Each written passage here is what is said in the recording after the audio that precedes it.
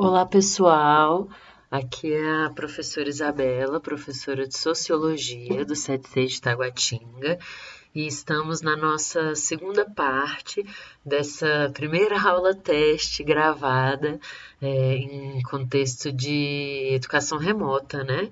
Então, eu já queria pedir desculpas pelas limitações e agradecer a vocês que estão me ouvindo e, enfim, espero que as minhas palavras cheguem bem, de algum modo, a vocês e que a gente possa alargar aí os nossos diálogos. E obrigada pela compreensão da limitação, né? Então, vamos recomeçando, né? Trouxe aqui para essa nossa parte 2 um outro provérbio africano, que para quem quiser aprofundar eu recomendo, né, as redes sociais da Morena Mariá. E o provérbio de hoje se chama Prevenção é mais barata que a cura. A gente com certeza já ouviu esse provérbio aí atrás, né? É aquela história de que é melhor prevenir do que remediar, né? Então, o que significa esse provérbio? Primeiro, é importante que a gente entenda que provérbios são saberes, né? E conhecimentos ancestrais que navegam aí ao longo do tempo, né? E nos dizem muitas coisas. Aqui eu estou trazendo uma interpretação, né? Da minha perspectiva para analisar esse contexto que a gente está vivendo em diálogo aqui com vocês. Mas existem várias outras formas, né? O potente dos provérbios é que eles ressoam de diferentes formas movidos por saberes, né? Então, essa ideia de prevenção é mais barata que a cura, a gente pode pensar agora nesse contexto muito relacionado ao cuidado de si e o cuidado com o outro, né? Se uma coisa que essa pandemia nos mostrou é que a gente vive em contexto de interdependência nas nossas relações sociais. Então, pensar em prevenir, né, é mais barato, inclusive porque a gente vive num contexto em que a saúde ela está se tornando mercadoria, né? Então, quando a gente fala que é mais barato prevenir, é muito melhor também a gente se responsabilizar com o nosso cuidado do que lá para frente ser cobrado de outras formas, né? Então, é sobre cuidar também das pessoas ao nosso redor, prevenir, né? Cuidar dos nossos mais velhos e das nossas mais velhas, que são os guardiões da memória, né? E acredito que seja um pouco por aí.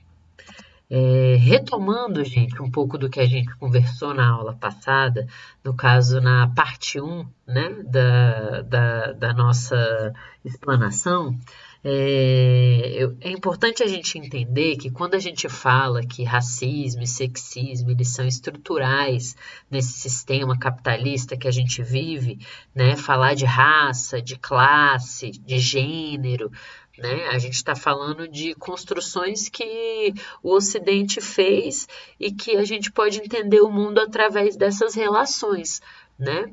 É importante a gente pensar, né, como a professora da parte um da aula, né, Rosa Campo Alegre, afro-cubana, ensinou para a gente sobre a pandemia racializada e o quanto impacta de diferentes formas, né, em sociedades que são organizadas por essas desigualdades estruturais. Pensar também que essa pandemia racializada afeta tanto as pessoas negras, né, afrodiaspóricas, quanto também os nossos povos originários, né, os nossos parentes que vêm sofrendo e muito com esse contexto da pandemia e da omissão, né, do Estado frente às populações que estão postas às margens, né, nos riscos sociais aí. E aí, para pensar um pouco sobre essa questão estrutural, é interessante a gente lembrar que não é sobre uma pessoa ou a experiência de uma pessoa. Quando a gente fala que algo é estrutural, a gente está falando que é algo coletivo, que são fenômenos e experiências que várias pessoas atravessam. Isso é importante a gente entender porque a sociologia, ela tem muito esse olhar, né, de entender os fenômenos sociais, ou seja, coletivos, exteriores, né, às nossas vontades individuais, aquilo que está para além de nós mesmas e mesmos, né? Então, é importante a gente entender que quando a gente fala de raça, classe e gênero, são formas da gente entender essas dinâmicas do mundo, né? E para a gente entender essa pluralidade de existências, é legal a gente lembrar da Chimamanda, lembra dela? Escritora nigeriana, filósofa maravilhosa, que, entre outras importantes obras, escreveu e tem um vídeo chamado Perigos da História Única. Já foi até obra do Paes do primeiro ano, se eu não me engano. E nesse vídeo, a Chimamanda nos conta como é importante a gente recontar uma história, porque as nossas histórias, porque se a gente só conta uma única história, ou seja, aqui no continente latino-americano e caribenho, né, que a gente falou na parte 1 da aula, se a gente só conta a história a partir do barco que chegou lá em 1492 com Cristóvão Colombo, né, se a gente conta só a versão dos conquistadores, né, dos dominadores, daqueles que invadiram, né, se a gente só conta essa perspectiva, a gente está apagando pelo menos mais outras duas, né, que são dos povos originários que já estavam aqui, como também dos povos africanos que foram trazidos à força.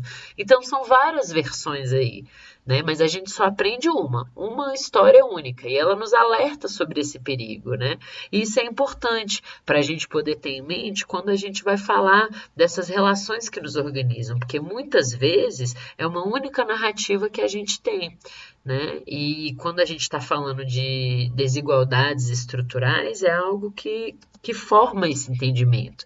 E para a gente conseguir ler melhor essas múltiplas dinâmicas que nos organizam enquanto sociedade, existe um conceito, gente, que eu arrisco a dizer que eu acho que vai ser aí um conceito que vai aparecer nas próximas provas de vocês, redações, né, terceiro ano, que é o conceito de interseccionalidade, que vem sendo muito apresentado e, enfim, debatido no cenário atual, e que é muito importante para a gente entender a nossa realidade, né? É uma ferramenta, é uma forma de ler o mundo. A interseccionalidade é um conceito que vai falar muito sobre essas dinâmicas múltiplas da gente enquanto pessoas, seres humanos diversos, né? E principalmente das opressões que nos organizam.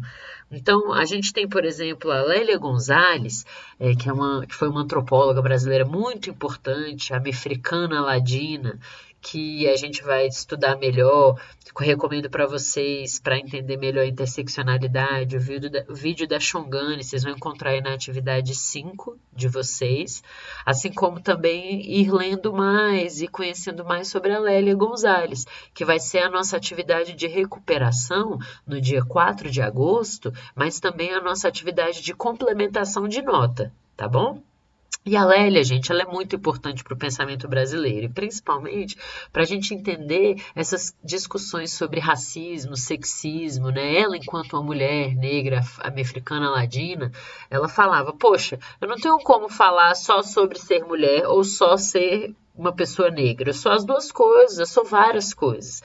Então, como é que a gente faz uma leitura que dê conta dessas múltiplas esses múltiplos atravessamentos que nós, seres humanos, temos, né? Então, não tem como você só falar o que é ser mulher. Não é a mesma coisa para todas as mulheres no mundo. As mulheres não são todas iguais, né? E a Lélia já falava isso lá nos anos 70, nos anos 80. E aí a Kimberly Crenshaw, que é uma mulher afro-americana, né, que lá nos Estados Unidos nos anos 90, ela cunhou o termo interseccionalidade. Ela falou, olha, vamos pensar aqui numa ferramenta para ler o mundo que traga o quanto essas opressões de raça, classe, gênero, elas estão ligadas. Não tem como você descolar uma coisa da outra, né?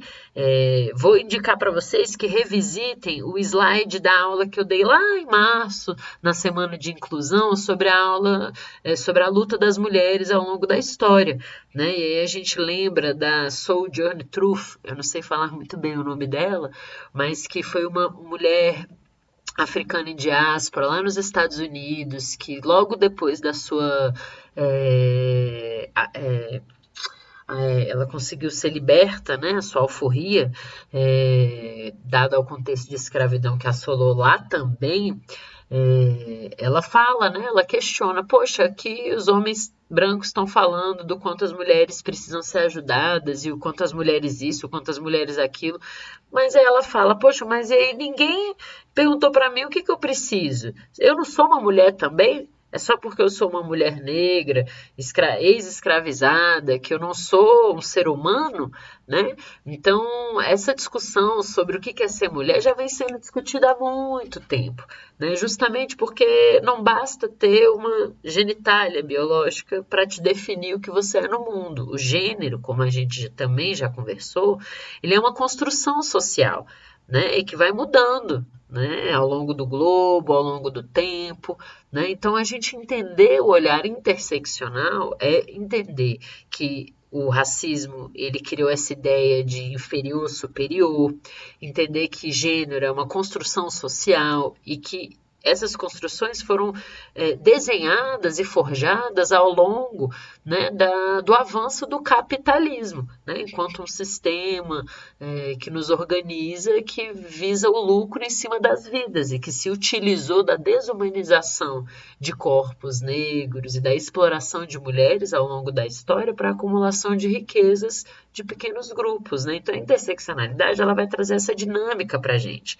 E aqui no Brasil hoje, para quem quiser aprofundar, porque isso é só um pequeniníssimo breve início, eu sugiro que acompanhe e leem a professora Carla Cotirene, né, que hoje no Brasil vem produzindo de forma muito autoral essa perspectiva interseccional sobre a nossa realidade.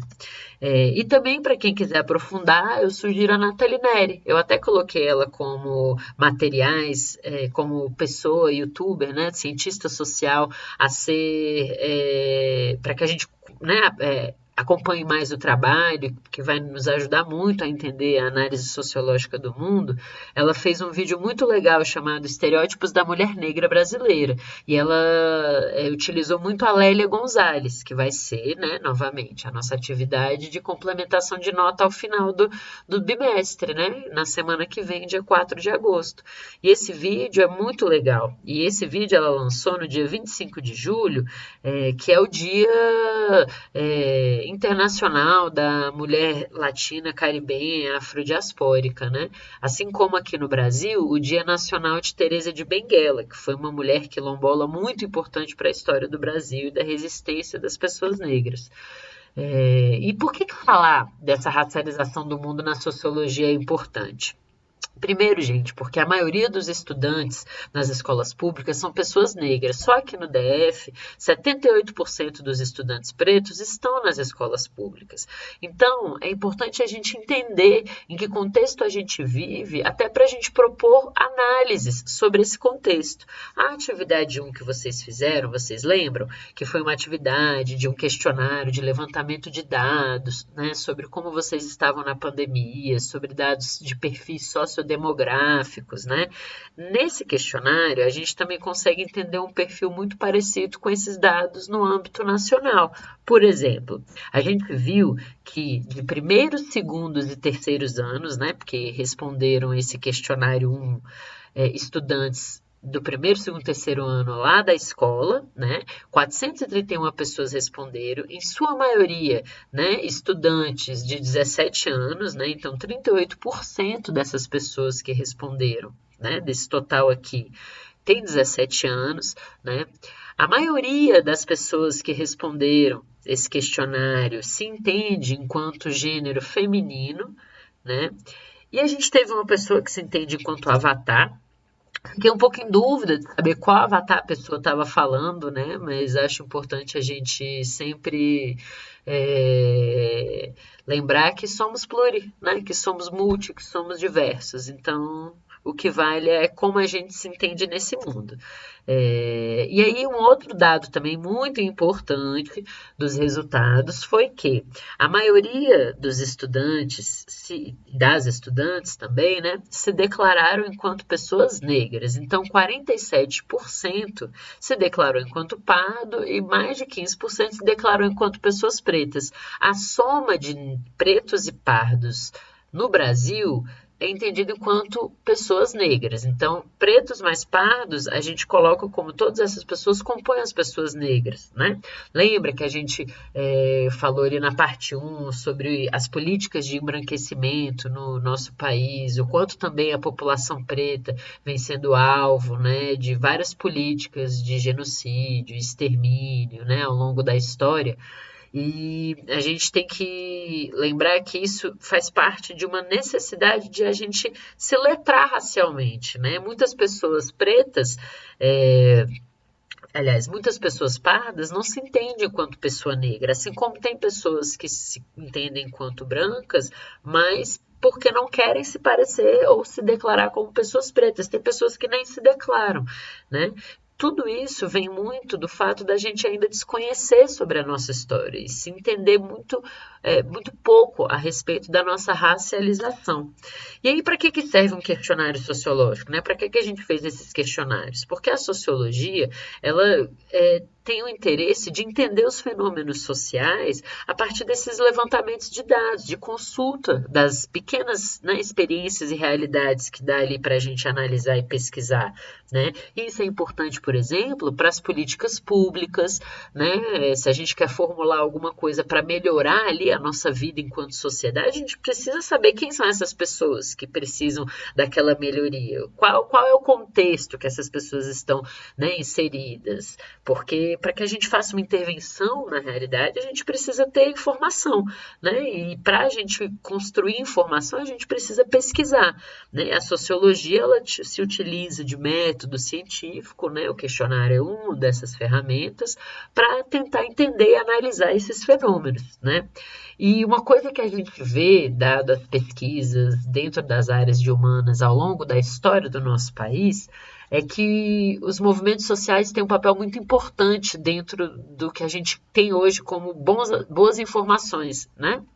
Sobre resultados de lutas históricas, né? Os movimentos sociais a gente vai estudar melhor agora no segundo bimestre, mas eu vou trazer hoje para vocês aqui para finalizar, e esse é o último slide, sobre o movimento negro que é considerado muito educador, né? Como a professora Nilma Gomes nos fala. Sugiro que vocês entrem no site do GLE10 para saber mais sobre o movimento negro, mas no geral é entender que o movimento negro é um conjunto de movimentos sociais que se deu ao longo da nossa história, desde as primeiras resistências africanas que chegaram aqui de forma violenta, né, e escravizada, desde os quilombos, teatro existencial do negro, Frente Negra Brasileira. A gente tem várias experiências de organizações sociais de pessoas negras na nossa história que lutam por melhores condições, né? E em 2003, por exemplo, a gente teve a criação, depois de décadas, né, de muita luta, para a criação de uma lei que obrigasse, né, as escolas públicas e privadas a falar das nossas histórias africanas, afro-brasileiras, né, das nossas, em 2008 a 11.000, para falar das nossas histórias dos povos originários, né, dos povos indígenas, povos que aqui estavam antes de todos esses invasores e conquistadores europeus chegarem, né, e trazerem ainda por cima outros povos de forma escravizada, né? Então, a gente precisa saber disso.